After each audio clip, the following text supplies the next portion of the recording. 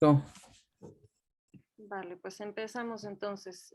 Buenas noches a todos, yo soy Fernanda Osorno y junto con mis compañeros José Carlos Rodríguez y Gustavo Salinas Arteaga vamos a presentar esta clase sobre valoración preoperatoria en cirugía no cardíaca. Para esta clase pues nos basamos fundamentalmente en las recomendaciones de la guía americana y la guía europea de valoración en cirugía no cardíaca. Entonces, bueno, los puntos que vamos a abordar, vamos a revisar una introducción con definiciones importantes para el tema. Vamos a revisar los riesgos del procedimiento, las escalas de riesgo que se utilizan para estimarlos, los factores de riesgo clínicos propios del paciente que hay que tener en cuenta para la valoración, el tipo de estudios de gabinete que se pueden hacer en casos determinados, la terapéutica preprocedimiento y la terapéutica farmacológica empleada y conclusiones de los puntos más importantes. Entonces, bueno, como ustedes saben, pues estas guías están basadas en los grados de evidencia, todas las recomendaciones se basan, están clasificadas en la fuerza de la evidencia que tienen basada en distintos estudios, ¿vale? Y pues a lo largo de la plática ustedes van a ver que están resaltados en verde, amarillo o rojo, dependiendo de la clase de recomendación o de evidencia de la que estemos hablando. Entonces, bueno, el objetivo de una valoración del riesgo preoperatorio es identificar los factores del procedimiento y del paciente que elevan significativamente el riesgo de complicaciones a corto plazo. Entonces, se estima que en el mundo el riesgo de este tipo de complicaciones en una cirugía no cardíaca oscila entre el 7 al 11% y que la mortalidad va entre el 0.8 y el 1.5%, de los cuales 42% se atribuyen a causas cardíacas. ¿Vale? Entonces, la evaluación preoperatoria cuidadosa y dirigida pues, permite la implementación de estrategias para mitigar este tipo de riesgos, y esto se hace a través de la identificación de comorbilidades y de factores de riesgo para complicaciones en una cirugía, y que a la vez pues, nos permite optimizar las condiciones preoperatorias del paciente y anticiparnos y reconocer y tratar complicaciones potenciales.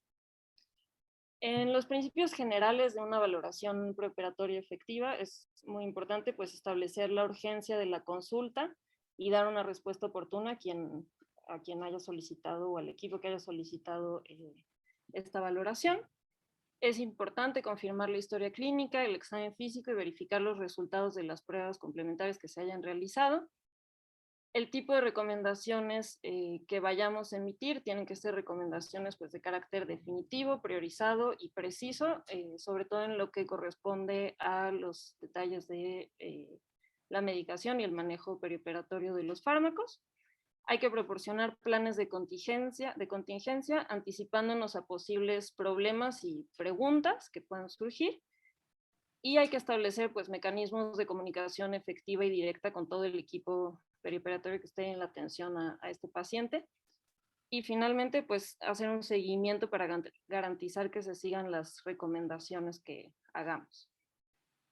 En cuanto a los riesgos del procedimiento, pues estos están asociados a la temporalidad, es decir, si se tratan de una urgencia, de una emergencia, de un procedimiento sensible a tiempo o un procedimiento electivo, al tipo de cirugía y el grado de invasión que se va a hacer en la cirugía, al tiempo quirúrgico, las pérdidas hemáticas estimadas y al tipo de anestesia que se vaya a utilizar.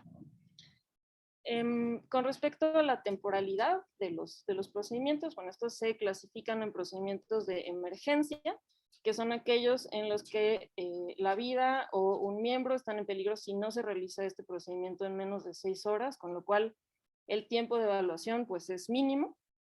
Los procedimientos de urgencia en los que la vida o el miembro están en peligro y si no se realiza el procedimiento en 6 a 24 horas, y el tiempo de evaluación pues estará limitado a este plazo. Los procedimientos que son sensibles a tiempo, en los que puede haber un retraso del procedimiento de 1 a 6 semanas, que permitan pues, hacer una evaluación más acuciosa. Esto es, por ejemplo, importante en pacientes oncológicos. Y los procedimientos selectivos, que son los que se pueden retrasar hasta 1 año.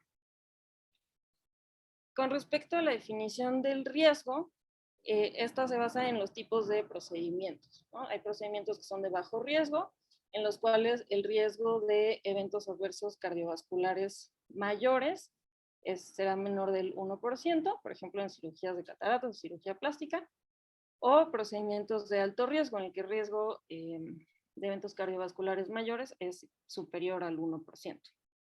Entonces, bueno, el tipo de cirugía influye en el riesgo global y de complicaciones específicas independientemente de otros factores de riesgo del paciente, ¿sí? Entonces, bueno, podemos clasificar en 3 grupos a los procedimientos de bajo riesgo con un riesgo menor al 1%. Esto se refiere al riesgo estimado de muerte por causas cardíacas de infarto a 30 días. Procedimientos de riesgo intermedio que van del 1 al 5% y procedimientos de alto riesgo, ¿no? Que son de más del 5%. En el primer grupo están las cirugías superficiales, por ejemplo, cirugías de mama, cirugía dental, cirugía de tiroides, ocular, reconstructiva, una endarterectomía en un enfermo con una enfermedad carótida asintomática, cirugías ginecológicas, ortopédicas y urológicas menores, con una resección transuretral de próstata. En el grupo de procedimientos de riesgo intermedio están las cirugías intraperitoneales, como la esplenectomía, la reparación de una hernia hiatal o colecistectomía. En enfermedad carótida sintomática, cuando se hace una endarterectomía. Las angioplastías arteriales, la reparación endovascular de un aneurisma, cirugía de cabeza y cuello, cirugías neurológicas ortopédicas que involucran cadera y columna, cirugías urológicas o ginecológicas mayores, el trasplante renal y la cirugía intratorácica no mayor. Y en los procedimientos de alto riesgo, que ya dijimos que son los que tienen riesgo mayor al 5%, incluyen la cirugía aórtica y vascular mayor, una revascularización abierta de extremidades inferiores o amputación o trombectomía, cirugía de duodeno páncreas, resección de hígado, de vías biliares, una esofagectomía, una reparación de perforación intestinal, resección de glándulas suprarrenales, cistectomía total, neumonectomía o trasplante pulmonar o hepático. ¿Vale? Respecto al grado de invasión, digamos, de las cirugías, bueno, sabemos que las técnicas laparoscópicas pues favorecen la velocidad de la recuperación, reducen el tiempo de estancia hospitalaria, igual que la tasa de complicaciones, hay menor riesgo de hilio o de lesión visceral, pero una excepción importante son los pacientes que tienen insuficiencia cardíaca o los grandes obesos, en quienes el neumoperitoneo y la posición de Trendelenburg pues, pueden generar pues, efectos hemodinámicos importantes que los pueden descompensar, ¿vale? Esto es porque hay, al haber un aumento en la presión arterial media, en la presión venosa central, en la presión pulmonar media, hay una disminución de la precarga y una activación del sistema simpático, ¿vale? Entonces, en este grupo particular de pacientes, el riesgo quirúrgico no disminuye. Ahora, con respecto a las escalas de riesgo, bueno, estas escalas son útiles para predecir el riesgo de eventos cardiovasculares en pacientes que entran a una cirugía no cardíaca, ¿sí? Y para pacientes con bajo riesgo, no se recomienda mayor escrutinio previo a la cirugía programada, por ejemplo, como con biomarcadores. Las escalas de riesgo mencionadas por las dos guías, que son como las más importantes, son las de la NSQIP o MICA, que es la escala de Gupta, el RCRI o el índice de Lee, y la de ASA, ¿no? Que es la más conocida, digamos. El modelo NSQIP o MICA evalúa el riesgo intraoperatorio o postoperatorio de hasta 30 días de infarto o paro cardíaco, ¿sí? Las variables que considera son el tipo de cirugía, la capacidad funcional del paciente, que tan dependiente es, la creatinina, que sea mayor de 1.5, el puntaje de ASA y la edad, ¿no? Para esto, pues hay distintas calculadoras que se pueden acceder, a las que se pueden acceder fácilmente en internet. Y el índice de Lee es pues una versión modificada del índice original de Goldman y este está diseñado para predecir el riesgo postoperatorio de infarto, edema pulmonar, fibrilación ventricular o paro cardíaco y bloqueo cardíaco completo. Y las variables que considera son la cirugía, que es una cirugía de alto riesgo, que el paciente tenga historia de enfermedad vascular cerebral, incluyendo un ataque isquémico transitorio, pacientes con cardiopatía isquémica no revascularizada, el uso de insulina en el preoperatorio, historia de insuficiencia cardíaca, una creatinina mayor de 2. Entonces, la clase 1 será para pacientes que no tienen ningún factor de riesgo y la tasa de eventos estimada es del 0.4%. La clase 2, que es cuando el paciente tiene un factor de riesgo, la tasa de eventos será de 0.9%. En la clase 3 hay 2 factores de riesgo y la tasa de eventos es de 6.6%, y en la clase 4, que son 3 o más factores de riesgo, esta tasa de eventos cardiovasculares asciende hasta el 11%. Y bueno, la clasificación de la ASA, que esta pues en realidad la utilidad que tiene en este contexto es para orientarnos a la necesidad de suspender o postergar una cirugía electiva en pacientes de alto riesgo. Y clasifica a los pacientes en 4 clases, ¿no? La clase 1 es un paciente sano, no fumador, no obeso. La clase 2 corresponde a pacientes con una enfermedad sistémica moderada, que no tienen limitaciones funcionales importantes, por ejemplo, pacientes con diabetes o hipertensión que están bien controlados. En la clase 3 ya tenemos, por ejemplo, una descompensación, son pacientes que no están controlados, que tienen una enfermedad sistémica severa y que sí ya tienen una limitación funcional. En la clase 4 son enfermedades sistémicas severas que representan un riesgo constante para la vida del paciente, por ejemplo, en una enfermedad coronaria no revascularizada. Y en la clase 5 se trata de pacientes en los que no se espera que sobrevivan a pesar de la cirugía.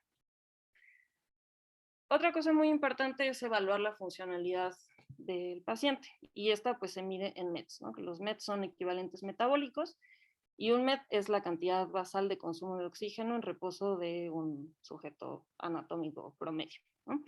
Esto se puede estimar a partir de la capacidad de realizar actividades cotidianas y se clasifica en pacientes que tienen una funcionalidad excelente, más de 10 METs, una funcionalidad buena de 7 a 10 METs, una funcionalidad moderada de 4 a 6 METs y una pobre funcionalidad con menos de 4 METs, ¿no? En estos casos, estos pacientes sí deben ser sometidos pues, a evaluaciones mucho más profundas, detalladas, ¿no? Y bueno, este es el algoritmo propuesto por la guía americana para hacer la valoración preparatoria. Vamos a verlo con más detalle. Si tenemos un paciente que está programado para una cirugía no cardíaca, que tiene factores de riesgo para enfermedad arterial coronaria, tenemos que determinar si se trata de una emergencia. Si este es el caso, bueno, entonces hay que hacer una estratificación del riesgo y proceder a la cirugía. Si no es el caso, entonces determinar si estamos frente a un síndrome coronario agudo. En ese caso, pues hay que evaluar y tratar de acuerdo a las guías. Y si no, entonces hay que estimar el riesgo perioperatorio de eventos cardiovasculares, ¿vale? Si tenemos un paciente con un bajo riesgo, entonces no es necesario ahondar más en los estudios diagnósticos y se puede proceder a la cirugía. Y si tenemos un paciente de alto riesgo, entonces hay que evaluar la capacidad funcional, ¿no? Con esta escala de los METs. Si tenemos una buena funcionalidad o moderadamente buena funcionalidad o excelente, se puede hacer la cirugía. Y si este no fuera el caso, ¿no? Si la capacidad funcional es pobre, con menos de 4 METs, entonces hay que hacer pruebas farmacológicas de estrés. Si las pruebas son anormales, considerar revascularización coronaria, y si son normales, pues proceder a la cirugía o buscar estrategias alternativas. ¿Vale? Bueno, yo les voy a hablar un poquito de los factores de riesgo clínicos que establece la guía como de forma basal cuando evaluamos a un paciente.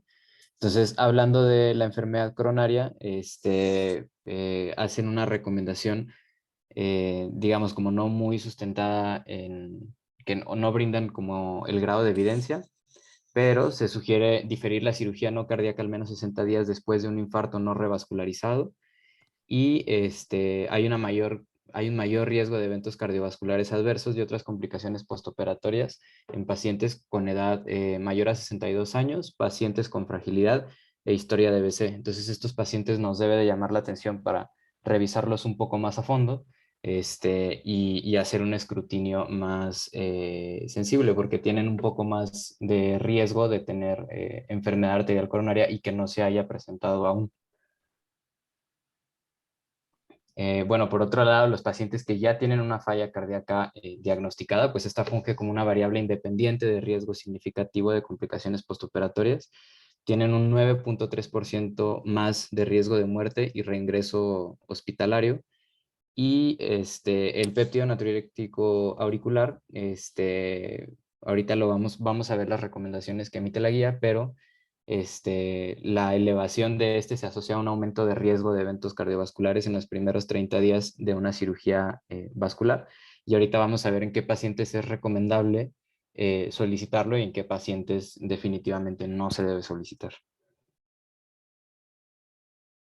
Y también habla un poco de miocardiopatías, entonces, de acuerdo a la fisiopatología de Ya cada no se uno, escucha. de acuerdo, ¿ahí se escucha? Sigue adelante. ¿Se escucha Este, bien? habla de las miocardiopatías, entonces, de acuerdo a la fisiopatología de cada una, pues hay diferentes situaciones que se deben de tomar en cuenta a la hora de evaluar a un paciente y al tipo de cirugía que va a entrar. Entonces, por ejemplo, para las miocardiopatías restrictivas, es importante tomar en cuenta que el gasto cardíaco depende de la precarga y de la frecuencia cardíaca. Y bueno, en estos pacientes tienen una pobre tolerancia a la pérdida de volumen. Entonces, por ejemplo, si tenemos un paciente que va a entrar a una cirugía que sabemos que puede sangrar de gran volumen, una miocardiopatía restrictiva, pues es algo que se tiene que tomar en cuenta para establecer el riesgo del paciente.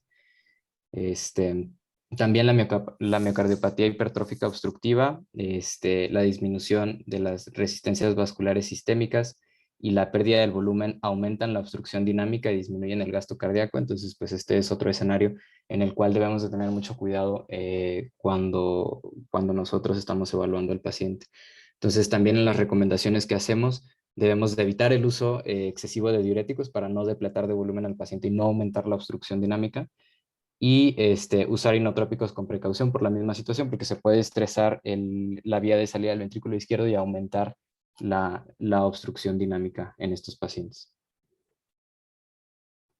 Y bueno, para los pacientes con enfermedad valvular ya conocida, que están clasificados como estenosis o insuficiencias de grado moderado o de mayor grado, deben ser sometidos a un ecocardiograma preoperatorio sí, solo sí, su último ecocardiograma fue hace más de un año o haya cambios significativos en su estatus clínico, que tengan un deterioro de la clase funcional o un empeoramiento de los síntomas. También aquellos que cumplan criterios tanto clínicos como ecocardiográficos para recambio valvular, se deben operar antes de procedimientos selectivos. Esto pues con el propósito de mejorar las condiciones en las cuales el paciente entra a quirófano. Y bueno, en pacientes sometidos a cirugías selectivas de alto riesgo, es razonable tener monitoreo hemodinámico en estenosis aórtica severa sintomática, insuficiencia mitral severa sintomática, insuficiencia aórtica severa y una fracción de eyección del ventrículo izquierdo normal. Esta guía hace como contadas recomendaciones de clase 1, y si recordamos la tablita, la letra C nos dice que son recomendaciones de experto. Entonces, este tipo de recomendaciones son como de algunas de las que son, en mi opinión, más valiosas, que son las de grado 1 y las de grado 3, que son las cosas que debemos y que no debemos de hacer. Y todo lo demás cae en una línea como un poco más de evaluarse en el momento en el que se esté evaluando al paciente. Y bueno, para pacientes que ya tienen historia de arritmias y trastornos de la conducción, En pacientes con fibrilación auricular clínicamente estables, pues la FA es la taquiarritmia más frecuente y generalmente no se requiere ajuste de la medicación para entrar a quirófano, con excepción en el ajuste de la anticoagulación, que lo vamos a ver ahorita más adelante. Para las arritmias ventriculares, pues se da tratamiento en caso de compromiso hemodinámico o si hay asociación con alteraciones estructurales significativas, se puede sugerir la implantación de un desfibrilador automático implantable o de algún marcapasos que mejore las condiciones del paciente antes de una cirugía. Y bueno, el bloqueo AV completo que se trata con un marcapasos temporal o permanente en la mayoría de los casos. Hablando de los pacientes que ya tienen diagnosticada una hipertensión pulmonar, el tratamiento que ellos ya tengan establecido con inhibidores de la fosfodiesterasa 5, estimulantes de la guanilato ciclasa, antagonistas de endothelina o prostanoides, no se debe suspender a menos de que exista una contraindicación clara y absoluta antes de entrar a un procedimiento. Y como una recomendación 2A con evidencia C, que recordamos es una recomendación de experto, se debe de interconsultar a un especialista en hipertensión arterial pulmonar previo a un evento quirúrgico siempre y cuando este no retrase dicho evento, ¿no? Si se tiene el recurso y se puede hacer antes de la cirugía, es bastante recomendable. Sin embargo, este no debe retrasar el evento quirúrgico. Y luego hablando de los estudios de gabinete de valoración cardíaca, creo que este es un punto muy importante porque al menos yo, de lo que he visto, pues todos los pacientes nos llegan con electrocardiograma. Entonces, ¿en quiénes vamos a solicitar un electrocardiograma? En pacientes que tengan patologías que puedan ser detectables por un electrocardiograma. O sea, pacientes con enfermedad coronaria, arritmias ya conocidas, enfermedad arterial periférica, EBC o cardiopatía estructural. Esto por ser factores de riesgo para enfermedad coronaria. Y excepto en aquellos que van a una cirugía de bajo riesgo. Entonces, en ellos se podría obviar la solicitud de un ecocardiograma. Es razonable solicitar electrocardiograma para pacientes sin enfermedad coronaria conocida, excepto para aquellos que van a cirugías de bajo riesgo. Y como algo que no brinda beneficio al paciente y que en este caso se hacen análisis de costo-beneficio, aumentan los costos y no aumentan los beneficios en pacientes en donde se solicitan electrocardiogramas de rutina en pacientes asintomáticos que van a cirugías de bajo riesgo. Entonces, pues ese es un paso que nosotros podríamos empezar a evitar si es que identificamos a este tipo de pacientes. También habla de la valoración de la función del ventrículo izquierdo. Entonces, para pacientes que ya tienen o que, bueno, se presentan a la valoración preoperatoria con disnea de un origen desconocido, o aquellos que ya tienen un diagnóstico para esa disnea y que empeore, entonces en ellos está recomendado realizar una valoración de la función cardíaca por ecocardiograma. Este, y la revaloración puede ser considerada en aquellos con disfunción ya documentada y valoración previa más de un año, que es lo que ya habíamos comentado en las valvulopatías. Y la valoración de rutina igual no brinda ningún beneficio y aumenta los costos del trato al paciente. La prueba de estrés para isquemia, para pacientes con funcionalidad de más de 10 METs, es razonable omitir este tipo de pruebas. También para pacientes de más de 4 a 10 METs, la misma recomendación. Y para pacientes con riesgo elevado y funcionalidad desconocida, puede ser razonable realizar una prueba, pero solo si el resultado de esta prueba nos va a hacer cambiar de decisión para el procedimiento quirúrgico para el que estamos valorando al paciente. Si es una cirugía, por ejemplo, de bajo riesgo, y digamos, el estado funcional del paciente no nos va a hacer cambiar de opinión, entonces no es necesario realizar esta prueba en este momento. Y como igual una recomendación 3B, la prueba de estrés con ejercicio en pacientes de bajo riesgo no se recomienda.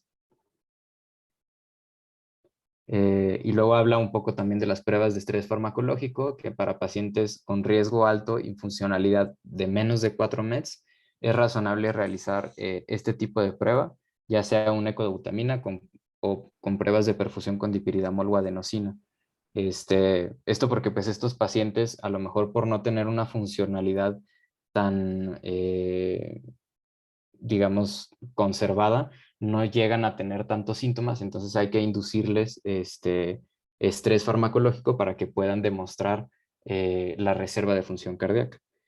Y como recomendación 3B, no se recomienda en pacientes sometidos a cirugía de bajo riesgo.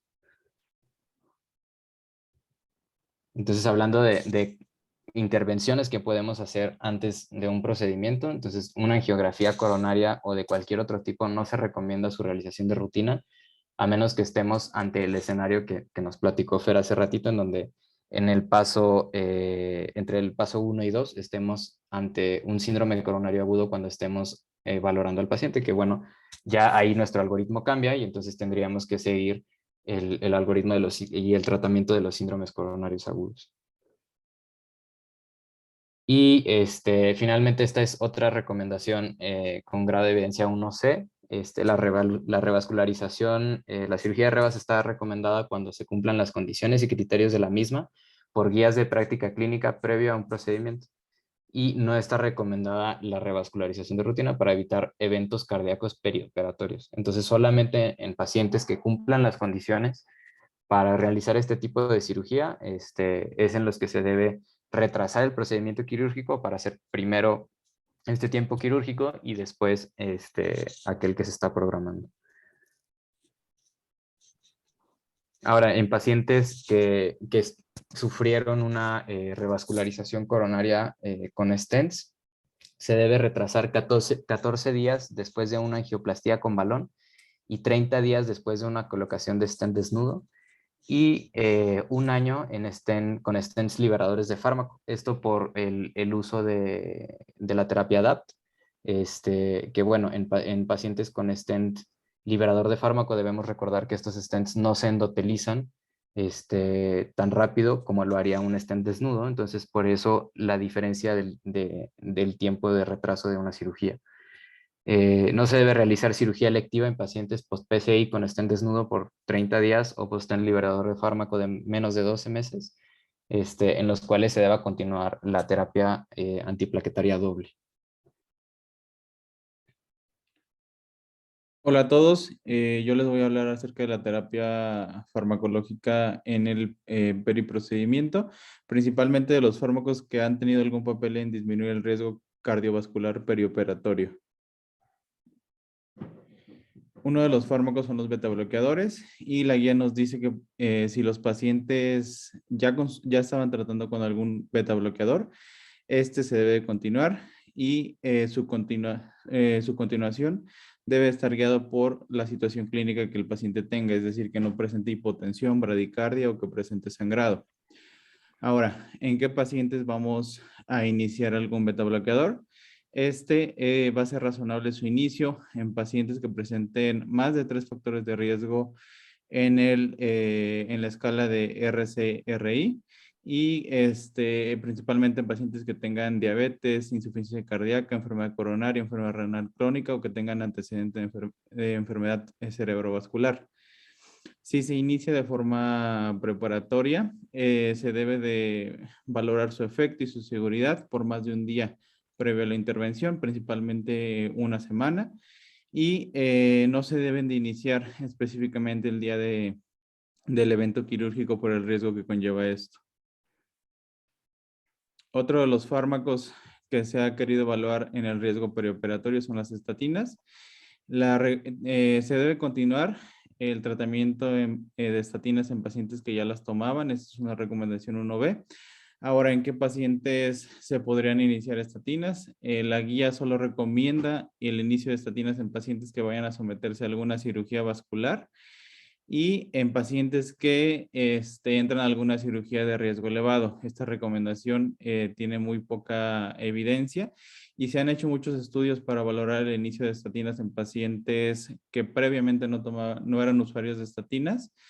En alguno de los más grandes se comparó contra placebo y no se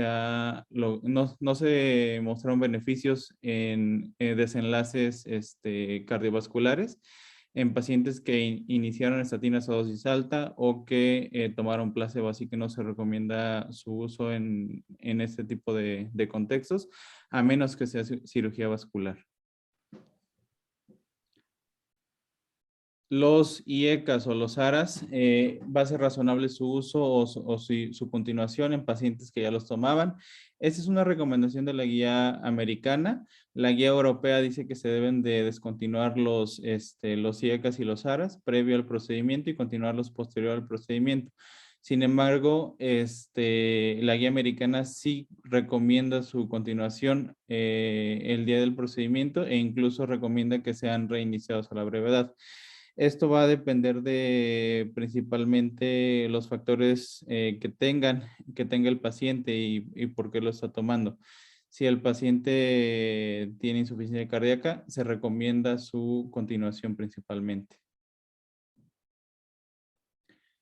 Los fármacos antiplaquetarios, estas recomendaciones son principalmente en pacientes que fueron sometidos a la colocación de algún stent y en pacientes que requieran alguna cirugía urgente en las primeras 4 o 6 semanas con un stent desnudo o con un stent liberador de fármaco. La doble terapia se debe continuar a menos de que el riesgo de sangrado sea muy grande. El riesgo de sangrado se puede evaluar con diversas calculadoras de riesgo de sangrado específicas para pacientes que fueron sometidos a colocación de algún stent, algunas de estas que no las manejamos mucho nosotros, pero que sí son relevantes en la cardiología intervencionista, son la calculadora del PRECISE-DAP o la BLEMAX o la calculadora de Paris para sangrado o para trombosis. Y en pacientes que tengan un alto riesgo de sangrado se recomienda descontinuar el inhibidor de P2Y12 y se debe continuar solamente con aspirina. En estos pacientes pues se debe de descontinuar el inhibidor de 5 a 7 días previo a la intervención y se debe de continuar la aspirina hasta el día de su intervención. En pacientes que van a cirugía electiva y que no tengan historia de alguna colocación de stent, no es benéfico el inicio o continuación de alguna terapia antiplaquetaria. Ahora, ¿cómo va a ser el manejo específico de antiplaquetarios en el paciente que tenga stent? Si el stent se implantó en menos de 4 a 6 semanas y la cirugía selectiva, se debe de retrasar la cirugía si el stent fue metálico desnudo, 30 días, o si el stent fue liberador de fármaco hasta 1 año. Si la cirugía no es selectiva, se debe de evaluar el riesgo de sangrado contra el riesgo de trombosis y se debe de continuar principalmente con la doble terapia o dejar solamente con aspirina. Si el stent no fue implantado en las 6 semanas previas y el stent es liberador de fármaco, se debe de valorar el riesgo quirúrgico contra el riesgo de trombosis que tenga el paciente. Si el riesgo es muy alto, se debe de proceder a la cirugía y si no es muy alto, se debe de retrasar esta cirugía hasta que tenga un periodo óptimo con un stent liberador de fármaco mayor a 365 días o con un stent desnudo mayor a 30 días. Si ya pasó más de 1 año de la colocación del stent, el paciente se debe de evaluar si el paciente todavía debe de continuar con la doble terapia. Si no debe de continuar con la doble terapia, pues esto se va a suspender. Si debe de continuar con la doble terapia, se debe de mantener al paciente solo con aspirina y volver a iniciar con un inhibidor de P2Y12 tan pronto como sea posible. Ahora, los calcioantagonistas se han también evaluado en riesgo cardiovascular perioperatorio y principalmente el diltiazem es el que ha demostrado una disminución en el riesgo de isquemia, de taquicardia supraventricular y muerte por causas cardíacas. Los calcioantagonistas pueden precipitar o empeorar la falla cardíaca en pacientes que tengan fiebre disminuida. Entonces, no se recomienda su uso a menos que ya los haya tomado previamente. El uso de anticoagulantes perioperatorios, debes de evaluar siempre el riesgo de sangrado contra el beneficio de mantener la anticoagulación. En procedimientos que tengan un riesgo de hemorragia mínimo o nulo, puede ser razonable la continuación de la anticoagulación. En pacientes que tengan alguna válvula protésica, que estén bajo tratamiento con antagonista de la vitamina K, se debe de realizar un puenteo con heparina, ya sea heparina no fraccionada o heparina de bajo peso molecular. Si el paciente está sobrecoagulado, se debe realizar una reversión urgente de la anticoagulación, ya sea con vitamina K o con plasma fresco congelado. Y si el paciente utiliza algún inhibidor directo del factor 10A, se debe suspender 48 horas antes. Ahora, ¿cómo es el manejo perioperatorio de la anemia en los pacientes? La Asociación Americana de los Bancos de Sangre recomienda una estrategia restrictiva en los pacientes que sean asintomáticos, que estén hemodinámicamente estables y que no tengan enfermedad arterial coronaria. Esos pacientes solo se recomienda transfusión a menos que tengan una hemoglobina menor a 7, y en pacientes que tengan síntomas, que tengan dolor torácico, que tengan disnea o que tengan síntomas francos de un síndrome anémico, se recomienda una estrategia para mantener una hemoglobina mayor a 8. De algún otro caso no es recomendable la transfusión.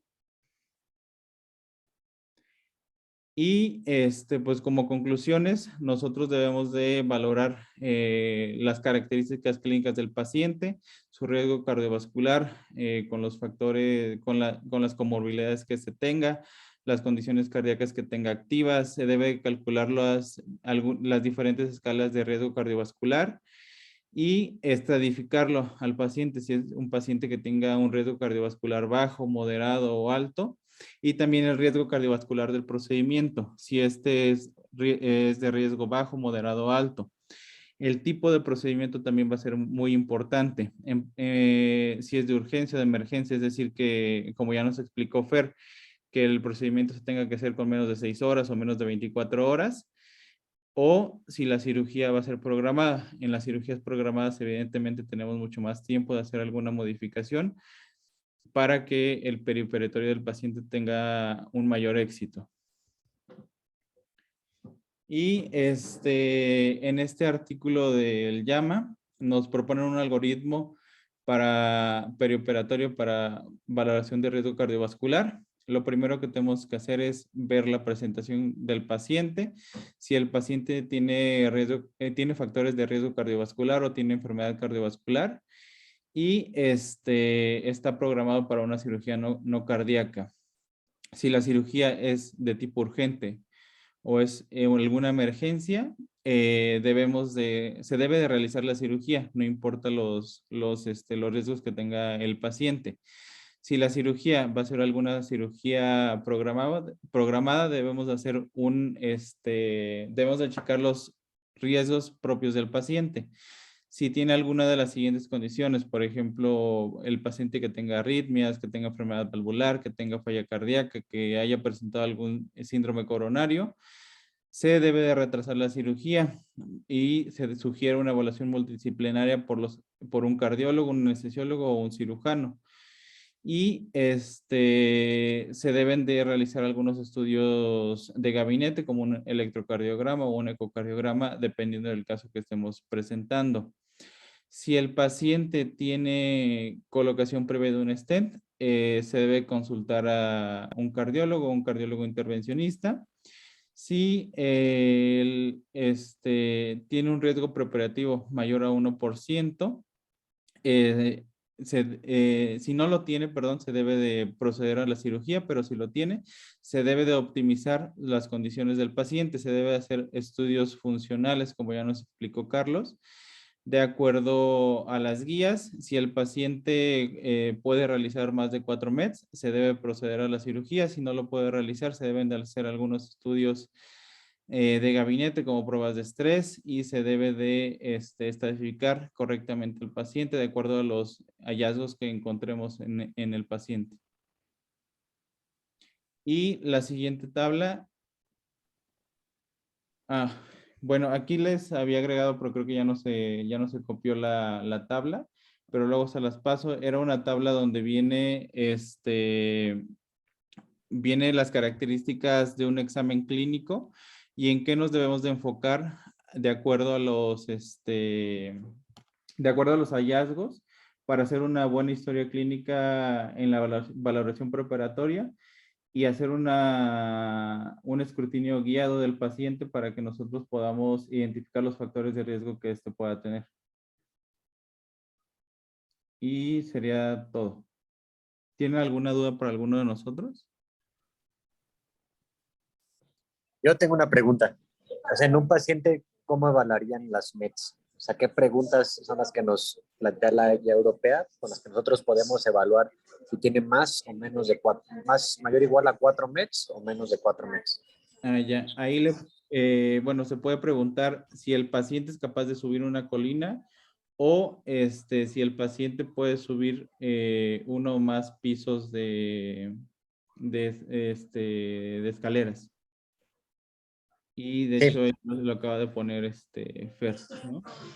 Sí, exactamente. Se puede caminar 2 calles o subir un piso de escaleras. Ya si tiene eso, ya consideramos al paciente como que tiene más de 4 equivalentes metabólicos, entonces ya lo consideramos más funcional. Y mi otra pregunta es, o sea, si el paciente está anticoagulado con antagonistas de vitamina K, ¿cuál sería lo ideal para revertir la anticoagulación?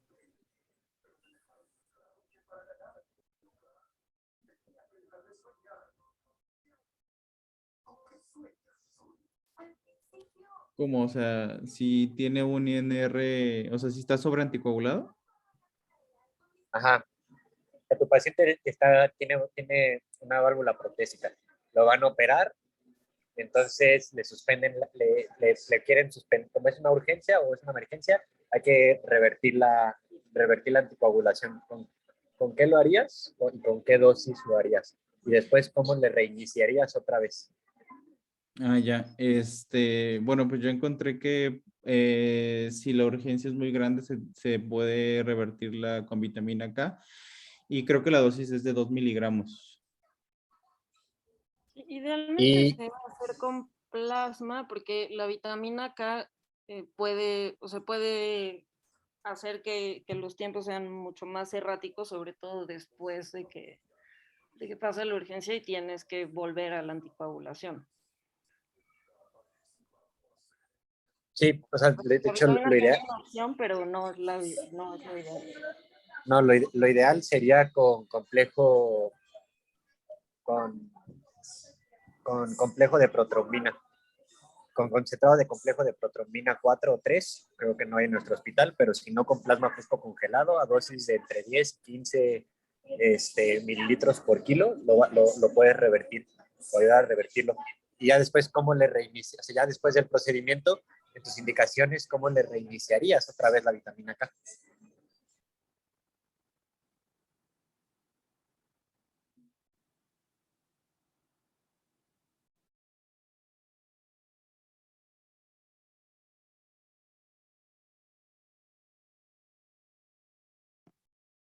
A los antagonistas, Ernesto, Sí, o sea, ya, estás vigilando con el INR, o sea, tienes que hacer, mientras sigas con tu puenteo de enoxaparina, tienes que hacer tu puenteo, o sea, con el INR, los inicias, vas vigilando hasta que logres el INR deseado, ya puedes retirar la enoxaparina.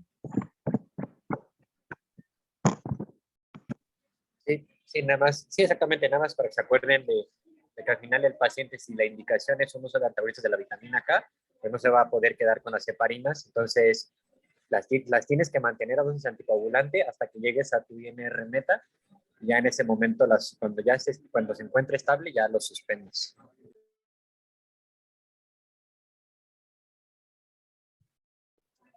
¿Alguien más? ¿Alguna otra pregunta, comentario? Bien, ¿me escuchan? Hola. Adelante, doctor. Sí, bueno, en cuanto a lo que comentaban de la reversión de la anticoagulación, si es una cirugía urgente o emergente, plasma fresco congelado es la respuesta. Efectivamente no tenemos complejo protrombínico y plasma, vas a corregir la anticoagulación de manera más rápida. Con las dosis de vitamina K te puedes demorar hasta día y medio, incluso hasta 2 días en alcanzar un INR seguro, que para fines prácticos de la normatividad mexicana es un INR menor a 1.2. Luego, la verdad que la presentación bastante bien, muchas felicidades. Nada más que recordemos que esto no deja de ser una guía y la valoración preoperatoria, que de por sí es un arte, va mucho más allá del riesgo cardiovascular. Existen muchas otras cosas que tenemos que considerar. Y si bien es cierto, como bien lo comentó José Carlos, existen cirugías de muy bajo riesgo que ni siquiera requerirían una valoración preoperatoria, como la cirugía de catarata que se hace con anestesia local. La realidad es que por normativa en México no puedes otorgar un riesgo quirúrgico si no cuenta con esos mínimos indispensables, que es un electrocardiograma, una placa de tórax y laboratorios completos que incluyan una química sanguínea, una biometría hemática y un perfil de coagulación.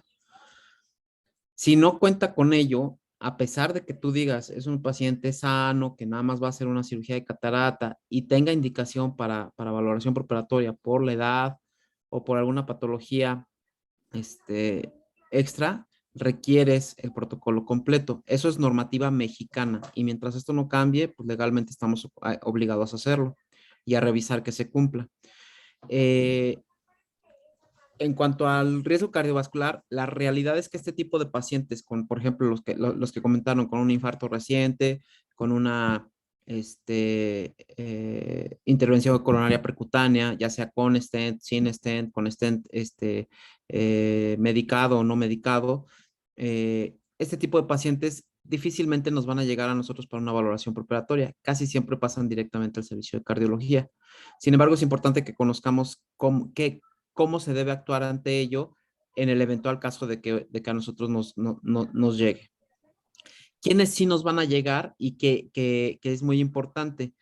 Aquellos pacientes con insuficiencia cardíaca, con hipertensión, que tienen alguna enfermedad o algún deterioro de la clase funcional o alguna otra situación que pone en riesgo o puede poner en riesgo su vida desde el punto de vista cardiovascular, pero que no está documentada. Y es ahí donde nosotros tenemos mucha actividad. ¿Por qué? Porque es obligación de nosotros documentar, identificar a ese paciente que no tiene buena reserva cardiopulmonar y que va a ser sometido a una cirugía de alto riesgo, para decidir en qué momento nosotros vamos a ahondar en el protocolo de estudio. Vamos a diferir un procedimiento o vamos a otorgar el riesgo quirúrgico y vamos a solicitar que posterior al evento quirúrgico se evalúe la función cardiovascular. También es muy importante comentar que no solamente el riesgo cardiovascular es lo importante. En el hospital, como se podrán ya haber dado cuenta algunos de ustedes que ya empezaron a ir a la consulta, existen unos pacientes muy complicados con múltiple patología y que toman medicamentos que de repente uno no sabe qué hacer con estos medicamentos. Es muy importante definir o tener una lista de qué medicamentos se deben suspender, qué medicamentos se deben continuar y qué medicamentos bajo ningún argumento se deben suspender. Por ejemplo, en los pacientes post-trasplantados, los inhibidores de calcineurina, los esteroides deben continuarse, no se deben suspender, como lo mismo las hormonas, las terapias de sustitución hormonal. Por ejemplo, los fármacos que se administran para control de enfermedades como artritis reumatoide, que son considerados biológicos o terapias blanco para AR, para lupus, también deben de ser continuados con precaución. En aquellos pacientes que dependen del esteroide para vivir, como pacientes con insuficiencia suprarrenal, eh, siempre tenemos que considerar la posibilidad de incrementar la dosis, aproximadamente un 25% de la dosis basal de esteroide, con el objeto de suplementar el posible estrés al que se somete el paciente durante la hospitalización y el evento quirúrgico. Evidentemente, aquellos bueno, las recomendaciones sobre los fármacos a suspender, como por ejemplo el ácido acetil salicílico, los antiagregantes plaquetarios, este, eh, dependiendo de la vida media del fármaco, es el tiempo previo que se debe de suspender dicho fármaco. Siempre tener en cuenta la vida media de los fármacos para definir cuánto tiempo antes se debe suspender. Esto es muy válido tener listas ¿cómo se llama? O bueno, tablas que nos ayuden a identificar aquellos fármacos en los cuales nosotros debemos prestar mayor atención. Otra cosa que es muy frecuente y que pues, los cirujanos casi nunca entienden es los pacientes que toman antihipertensivos, que toman hormonas, terapias de sustitución hormonal, que toman antidiabéticos orales. Esos fármacos se pueden casi siempre, salvo contadas excepciones, se pueden y se deben consumir el día de la cirugía. No pasa nada, porque cuando les indican el ayuno, si al paciente no le explicamos que debe consumir sus medicamentos, para ellos ayuno es ayuno, ¿no? Y no hay nada que genere más estrés o ansiedad a un paciente que el ser sometido a una cirugía, y más si es si es la primera vez que va a ser sometido a cirugía. Entonces, cuando les indican el ayuno, los pacientes en general son muy obedientes, ¿no? Y ni agua toman. Hay que hacerles hincapié que pueden tomar sus antihipertensivos o su hormona tiroidea o lo que hayamos nosotros identificado que se debe de consumir el día de la cirugía, que se puede consumir con poca agua en el horario en el que tiene indicado. No va a pasar absolutamente nada porque le dan un trago de agua al paciente. El problema es cuando el paciente se toma un vaso de 350 mililitros con una pastillita, con una tableta de levotiroxina, ¿no? Y el riesgo de tener complicaciones durante la intubación, pues es evidente por el líquido que consumió. Pero no hay indicación real para no administrar esos medicamentos de uso cotidiano que no tengan contraindicación con la cirugía. Entonces, es muy importante hacerles énfasis en esto. Es muy importante que nosotros nos vayamos haciendo de mañas o estrategias para identificar aquellos pacientes que pueden tener muy alto riesgo preoperatorio, como cuál, el clásico con cuántas almohadas duerme, el que ya comentaban de con cuántas cuadras, cuando camina en plano, cuántas cuadras puede caminar sin que se canse, si sube escaleras, qué le pasa, etcétera, ¿no? Cuántas escaleras puede subir sin cansarse. Y identificar cuando los pacientes dicen, es que no puedo caminar más de una cuadra porque me canso. Una cosa es el cansancio, porque a lo mejor tenga sobrepeso o sea una persona de edad avanzada, y otra muy diferente es que tengan disnea porque caminaron 100 metros y ya no pueden seguir caminando, ¿no? Entonces, hay que ahondar en las preguntas. Otra pregunta que es muy válida y que nosotros podemos corroborar rápidamente en el consultorio es si tienen o no edema de miembros pélvicos, hinchazón de miembros pélvicos. Es muy importante la cantidad de personas que responden de manera afirmativa a este cuestionamiento de que se les hinchan las piernas, ¿no? Siempre pregunten también si el paciente ha tenido angina o si ha tenido disnea, tal cual, directo. Ha tenido falta de aire, dolor en el pecho, y desde ahí nosotros ya vamos descartando e identificando al paciente hacia qué riesgo lo vamos. Es un paciente que no tiene mayor comorbilidad, que no tiene edema de miembros pélvicos, que duerme bien, no requiere almohadas para dormir, camina sin ningún problema durante media hora, sin cansancio, etcétera. Pues no necesitamos andar más en la investigación. Pero si es un paciente que te dice que camina 30 pasos y ya se cansó, que cuando sube escaleras le falta el aire, que cuando se va a dormir tiene los pies hinchados, que tiene que dormir con 3 almohadas porque si no le falta el aire o empieza a toser. Entonces ya nosotros ya identificamos que el paciente es un paciente que potencialmente tiene alguna alteración cardiovascular y que hay que ahondar en la investigación. Y es muy importante también que nosotros basados en el riesgo-beneficio y en el costo-beneficio, perdón, de los auxiliares de diagnóstico, no tengamos miedo de solicitar algún estudio previo a la cirugía. Si nosotros consideramos que con lo que tiene en este momento no es suficiente para poder otorgar un riesgo quirúrgico, no nos comprometamos, no pasa absolutamente nada. Si es una cirugía electiva, el paciente puede esperar perfectamente a hacerse una prueba de esfuerzo, hacerse un ecocardiograma de estrés, hacer una espirometría para valorar función pulmonar, etcétera, para hacer lo que ustedes consideren que se tenga que hacer. ¿De acuerdo? Entonces, no hay mayor tema. Incomodidad y molestia, sí, todos nos van a mentar la madre porque ellos creen que nosotros somos tanto el paciente como los cirujanos creen que nosotros lo único que buscamos es diferir los procedimientos. La realidad es que no, porque mientras más rápido nosotros otorgamos el riesgo quirúrgico, es un paciente que ya no tendríamos que volver a ver y no te genera mayor consulta. Pero no por eso nosotros vamos a dejar de solicitar aquellas situaciones o aquellos estudios que consideremos que son importantes para mejorar el perfil de riesgo del paciente. Ese es el objeto, que todas las complicaciones que pudieran surgir y que sean prevenibles no se presenten en el periodo perioperatorio. Otra recomendación muy importante es que siempre se sugiera al cirujano vigilar el balance hídrico. Cuando se les habla de balance hídrico, hagan en cuenta que se les habla como en otro idioma, pero es importante que se considere en la nota de valoración preoperatoria que no manejen balances hídricos positivos, porque ellos son muy dados a dejarles soluciones muy altas y tiro por viaje, bueno, es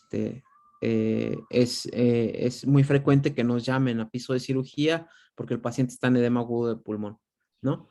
Entonces, es muy, muy, muy importante hacer recomendaciones sobre la cantidad de líquidos parenterales que se van a suministrar. Otro punto muy importante que también lo comentó Gustavo fue el de la transfusión. No hay que transfundir a todos los pacientes nomás porque tienen 10 gramos de hemoglobina, ¿no? Solamente aquellos pacientes que tienen datos francos de un síndrome anémico o de un coro anémico y cuya hemoglobina se encuentra por debajo de 7 gramos. En pacientes con cardiopatía isquémica se prefiere que tengan arriba de 9 gramos para disminuir el riesgo. Pero de ahí en fuera no hay indicaciones reales o absolutas para transfundir a pacientes con hemoglobinas mayores a 7 gramos sin mayor repercusión hemodinámica. No sé qué otra cosa. Híjole, es que hay tanto que hablar de valoración preoperatoria.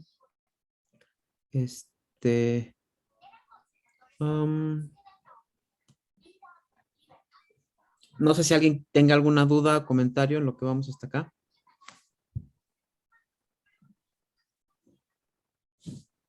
A mí se me hizo un poco raro no ver riesgo tromboembólico en esta guía.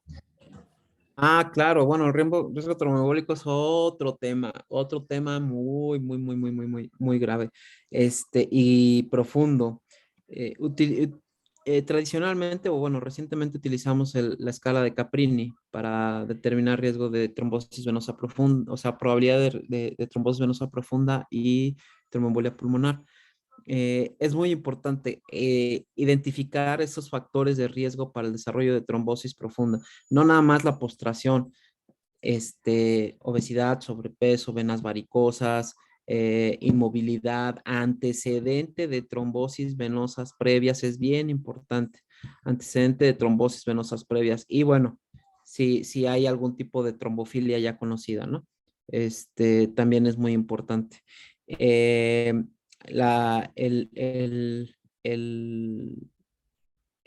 hecho de que el paciente curse con una enfermedad oncológica activa, sobre todo enfermedades, tumores sólidos, los ponen en particular riesgo de trombosis. El uso de terapia de sustitución hormonal también incrementa el riesgo.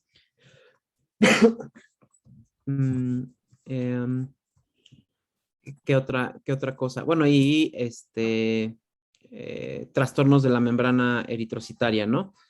También incrementan el riesgo, aunque esos son un poquito menos frecuentes, pero sí se llegan a dar. Doctor, Y, ¿sí? perdón, yo ahí tengo una duda. Por ejemplo, en aquellos pacientes, es algo que yo no he leído, no sé si alguien o usted ha leído algo de esto. En aquellos pacientes que tienen enfermedades autoinmunes, que como tal están en un estado proinflamatorio y pues que se podría considerar un factor de riesgo para trombosis, o sea, bueno, que sí que está relacionado, en esos pacientes también se consideraría como tromboprofilaxis, o sea, inicial, aunque sea una cirugía de bajo riesgo, por ejemplo, que el tiempo de anestesia sea menor a 45 minutos. Depende mucho del tipo de cirugía. Si es una cirugía ambulatoria y que no interviene ni cavidad torácica ni cavidad abdominal, no es una cirugía profunda, es decir, se limita a piel, a tejido subcutáneo, o cirugía estética de cara, etcétera. La realidad es que no tendríamos por qué anticoagular a estos pacientes, aunque el riesgo sea muy alto. Tendrías que recurrir a su terapia habitual de tromboprofilaxis, en el momento en que el paciente reanude.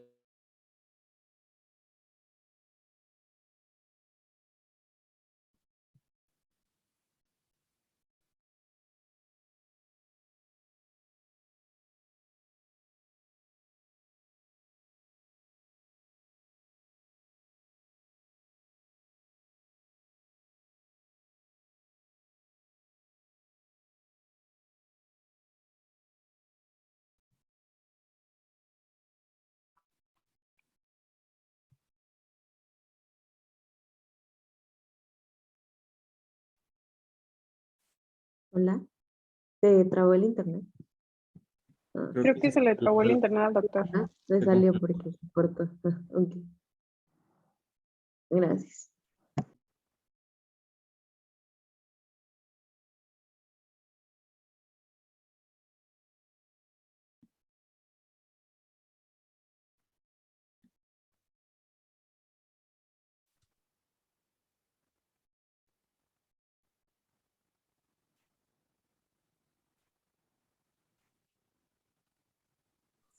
Se cortó, ¿no?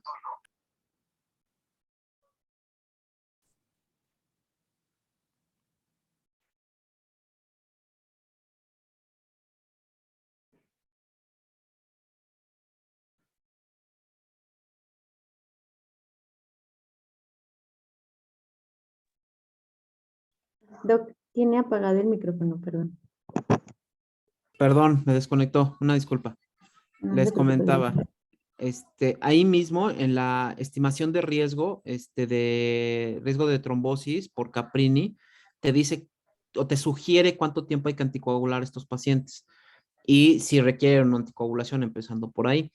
En los pacientes que te salen de muy alto riesgo, comentábamos que es la anticoagulación en todo el periodo perioperatorio, es decir, pre y post, incluso hasta 15 días o un mes después de la cirugía, sí van a estar postrados.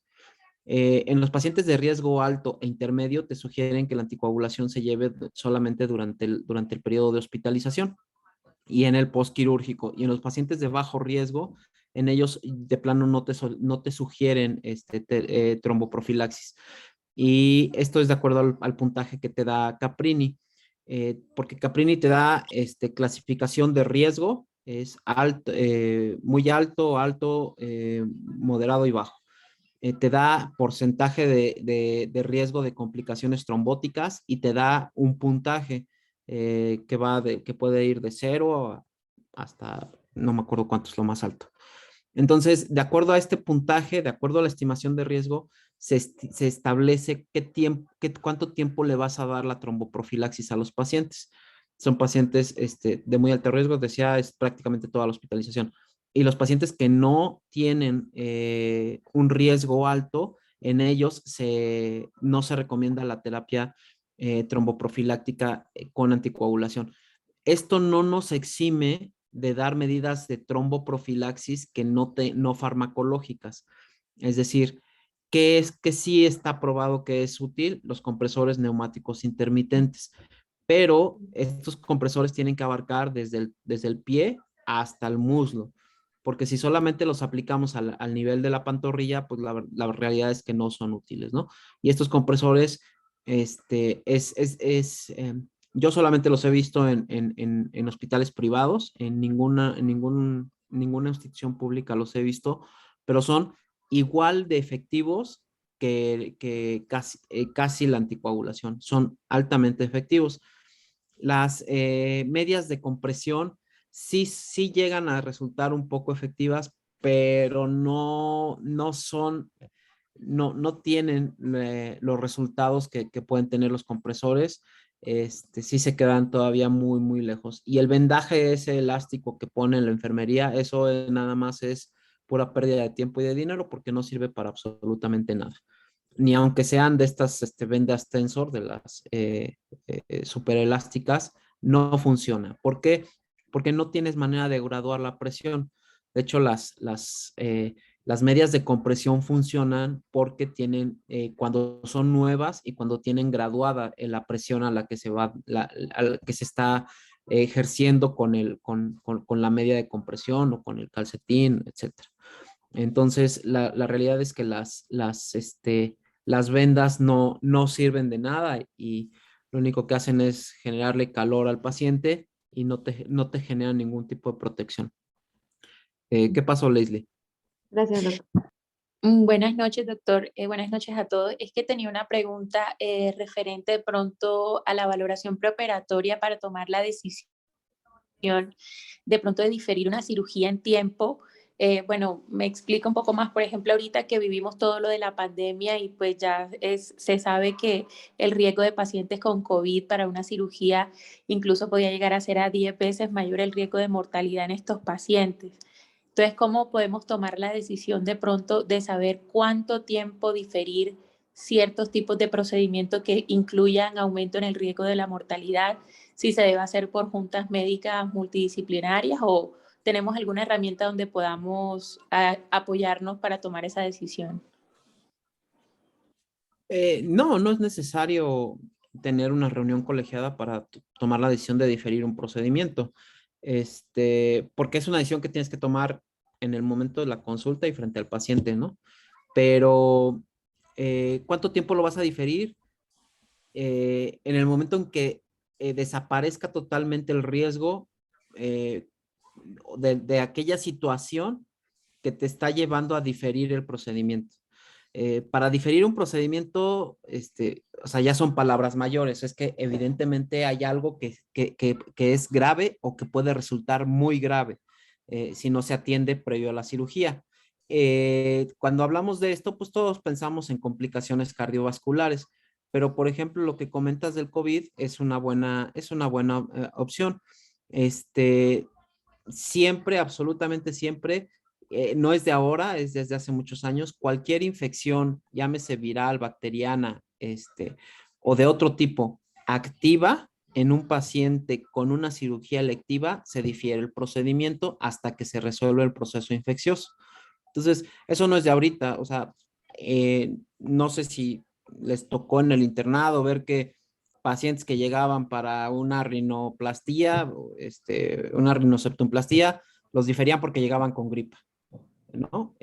O lo diferían porque había tenido fiebre el día anterior, ¿no? Entonces, hasta que no se resuelva el proceso infeccioso agudo, no se debe operar ese paciente.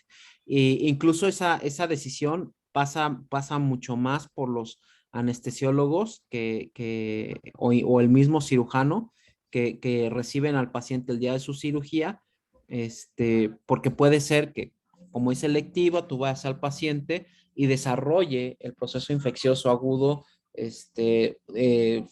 días después de que tú lo viste, pero que sea antes del evento quirúrgico y tú no lo pudiste determinar en su momento. Entonces, sí es una decisión que muchas veces cae ya sobre el terreno del anestesiólogo o del cirujano, pero es hasta que se resuelve totalmente el evento agudo. Sí, Saraí. Hola, buenas tardes. Yo quería preguntar cuáles serían las recomendaciones del control glucémico antes, durante y después de la cirugía en pacientes con diabetes. Pues está muy complicada tu pregunta. Eso da pie a una clase completa, Saray. El control glucémico. Bueno, como en todo, en diabetes hay que definir ante qué tipo de paciente estás. Para saber hay que definir riesgo de hipoglucemia, potencial riesgo de complicaciones secundarios a descontrol glucémico, qué tipo de fármacos se está tomando en el momento en que tú estás haciendo la valoración, cuánto tiempo, qué tipo de procedimiento quirúrgico va a ser, cuánto tiempo el paciente va a estar en ayuno. Son muchísimas variables las que hay que considerar. Pero bueno, en el supuesto de que es un paciente con una diabetes regularmente controlada, con hipoglucemiantes orales, y que va a ser sometido a una cirugía de mediano riesgo, digamos, una laparoscopía para una histerectomía, eh,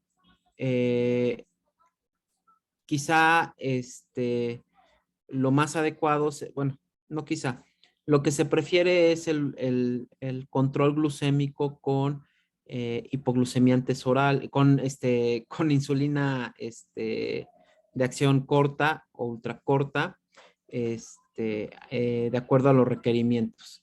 Lo que se sugiere es no administrar los hipoglucemiantes orales el día del evento quirúrgico y llevar controles glucémicos de manera seriada para evitar la hipoglucemia y en caso de crisis hiperglucémica administrar la insulina de acción rápida o ultra rápida de acuerdo a los requerimientos en base a un esquema deslizante.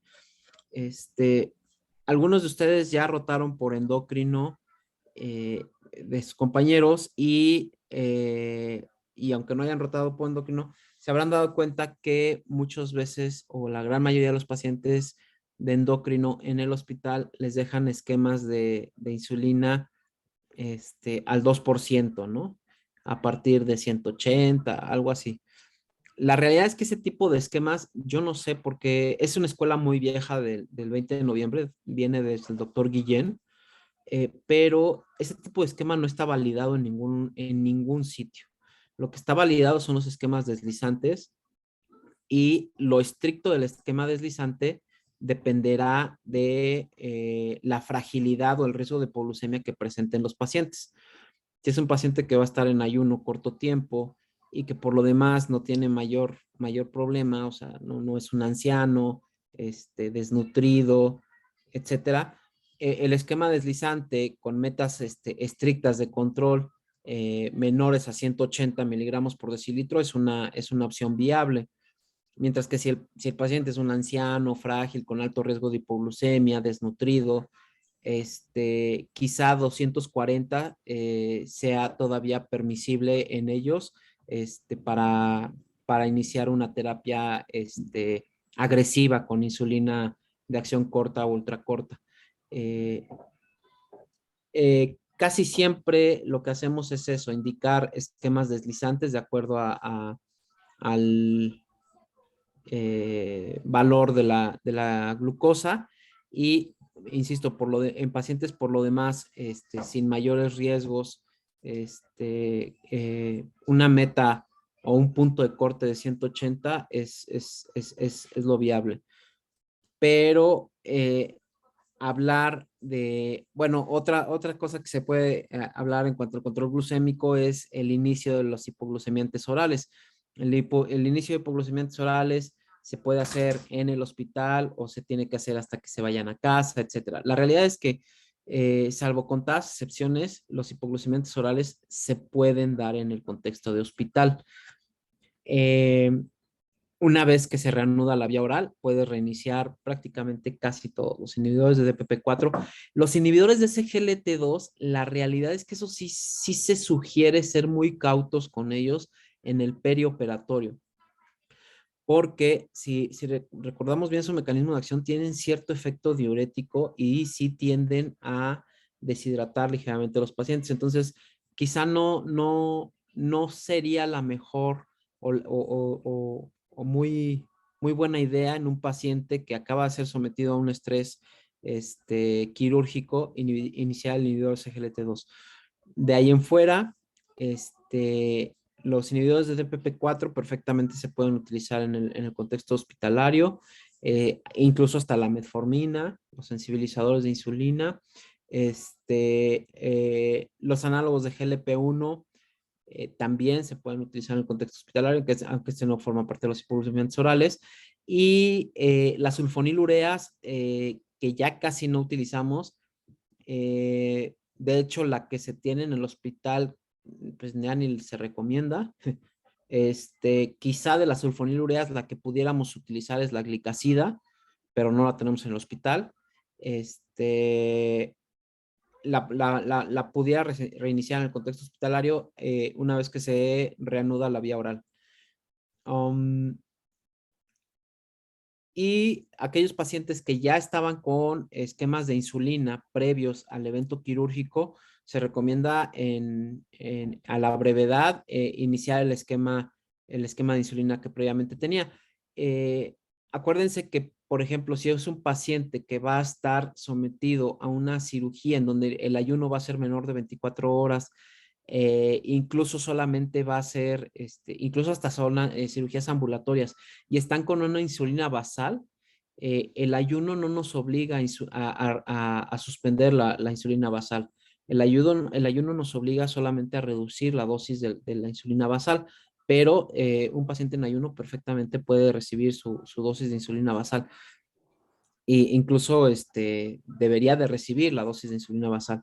Entonces estos pacientes pueden incluso continuar, si su esquema es solamente a base de insulina basal, continuar con su esquema siempre y cuando el ayuno no se vaya a extender más allá de 24 horas. Si se extiende más de 24 horas, se hace el ajuste de la reducción de la dosis al 70% de la dosis que estaba recibiendo el paciente. En cuanto reinicie vía oral, se regresa al 100%. Si es un esquema combinado de insulina con hipoglucemiante oral, se evalúa qué hipoglucemiante oral tiene y en el momento que sea posible se reinicia el hipoglucemiante oral y se continúa con la insulina basal con esta reducción de la dosis.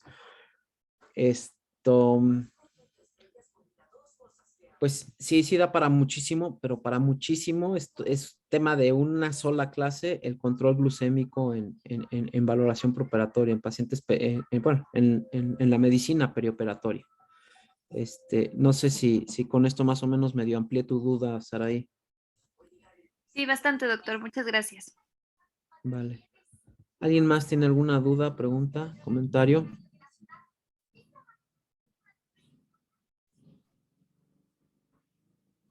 No, doctor.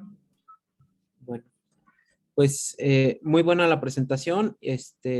Felicidades. Y recuerden que lo que les dije hace rato es muy importante. Sí, estas son guías, pues son guías americanas. Y desgraciadamente aquí en México, aunque por muy obsoleto que sea que tengamos que ver una placa de tórax en un paciente que va a ser sometido a una cirugía de catarata con anestesia local, sin sedación incluso, pues se tiene que observar que se cuente con ella. Si ya le queremos echar la mano al abuelito que porque no tiene la placa, etcétera, y resulta que hay una placa que tiene 5 meses, pues hágansela válida, ¿no? Pero sí se tiene que cumplir el requisito por cuestiones legales. Y más ahí en el ISSSTE que sabemos que es un hospital sumamente político y con que los derechohabientes suelen ser un poco conflictivos, ¿no? Entonces, si bien es cierto que no se requiere, que ya está demostrado que hay cosas que no se requieren, que están por demás, desde el punto de vista legal todavía estamos obligados a pedirlo. ¿Sale?